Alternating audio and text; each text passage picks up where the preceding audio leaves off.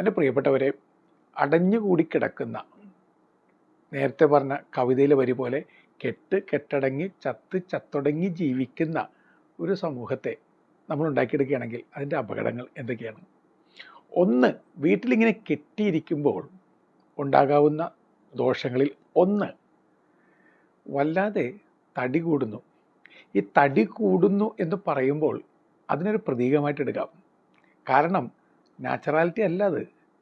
ഇന്ന് ലോകം മുഴുവൻ, നമ്മുടെ നാട്ടിലും പൊണ്ണത്തടിയുള്ള കുട്ടികളുടെ എണ്ണം വളരെ കൂടുകയാണ്. ഈ പൊണ്ണത്തടി എന്ന് പറയുമ്പോൾ ഒരാൾ ശരിക്കും ദേവാലയമായി മാറേണ്ട ആളാണ്. ദേവാലയമായി മാറേണ്ട ആളിപ്പോൾ വന്ന് ആതുരാലയമായി മാറിക്കൊണ്ടിരിക്കുകയാണ്, ആശുപത്രിയായി മാറിക്കൊണ്ടിരിക്കുകയാണ്. ഒരാളൊരു ആശുപത്രിയായി രൂപാന്തരപ്പെടുമ്പോൾ എന്താ സംഭവിക്കുക? എല്ലാ തരത്തിലുള്ള രോഗങ്ങൾ അയാളിൽ വന്ന് അഡ്മിറ്റഡ് ആകുകയാണ്.